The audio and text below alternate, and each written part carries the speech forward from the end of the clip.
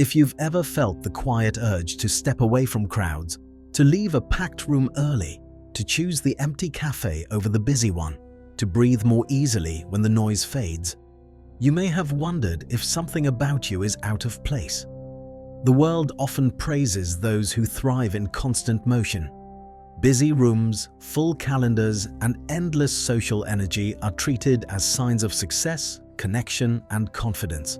So when you don't move at that pace, it's easy to question yourself. But avoiding crowds is not a flaw. It isn't a weakness or a failure to adapt. In many cases, it reflects a different way of processing the world, one that values awareness, depth, and internal balance over stimulation. This tendency has been misunderstood for a long time, often mistaken for fear or avoidance, when it is more accurately a form of self-regulation.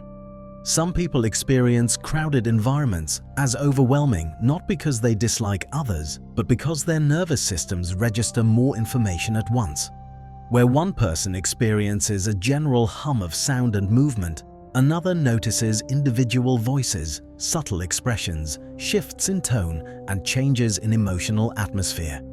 The brain doesn't filter as aggressively, it takes in more detail. Over time, that level of input becomes exhausting. This difference isn't new, and it isn't accidental. Human psychology has always included variation. Some individuals evolved to be alert to nuance, to notice what others might miss. Sensitivity to subtle changes once helped communities anticipate danger, understand group dynamics, and respond thoughtfully rather than impulsively. In a modern world filled with constant stimulation, that same sensitivity can show up as discomfort in crowds. Crowds don't just drain energy physically, they tax the mind. Processing multiple conversations, social expectations, and emotional signals all at once requires effort. While some people naturally tune out background noise and emotional undercurrents, others remain aware of them. This doesn't mean one approach is better. It simply means the cost of overstimulation is higher for some than for others.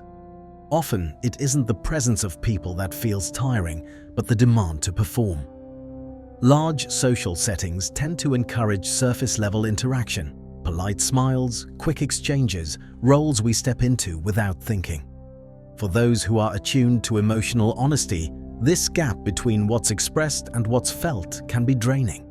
The mind notices the inconsistency even when no one says it out loud. This is why depth matters so much. A single meaningful conversation can feel more nourishing than hours spent navigating group dynamics.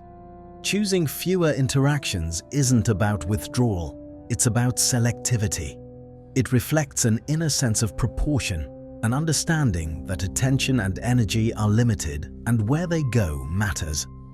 There are also neurological differences at play. Brains respond differently to stimulation. Some are energized by novelty, noise, and rapid interaction. Others become overwhelmed by the same conditions. For the latter, quiet doesn't feel empty. It feels restorative. Stillness allows the nervous system to settle, thoughts to organize, and emotions to find their place. This is often when insight appears.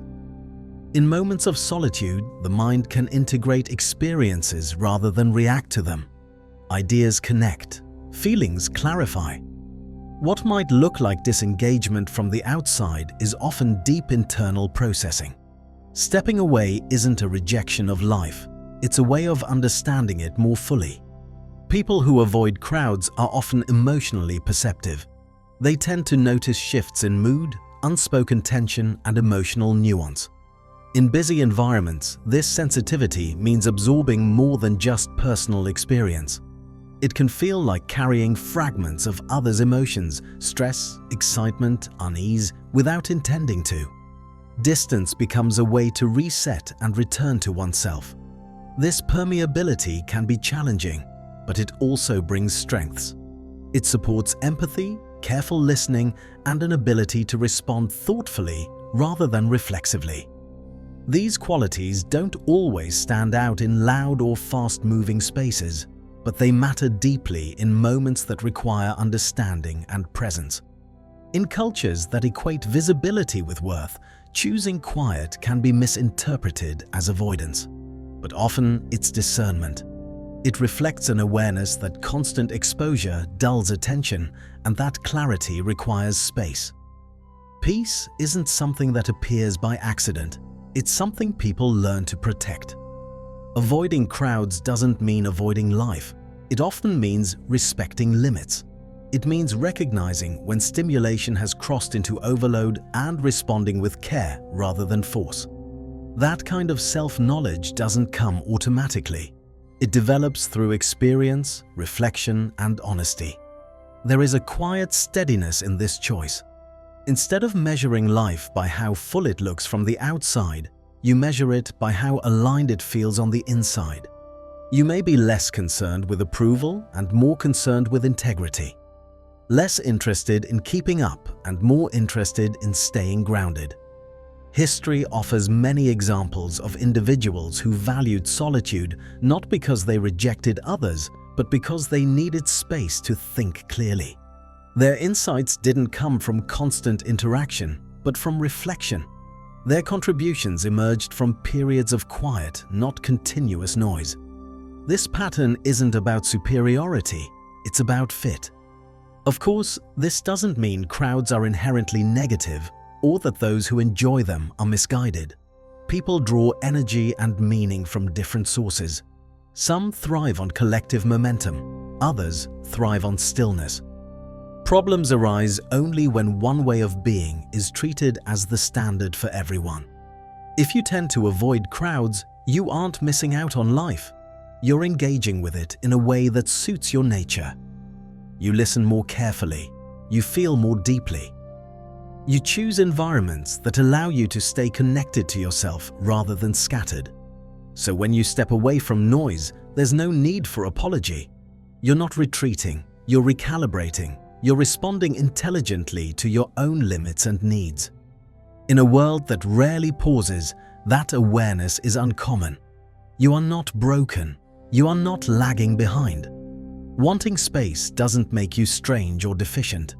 It simply means you understand that peace often requires intention. And that understanding, quiet, grounded, and honest, is a form of strength that doesn't need to announce itself to be real.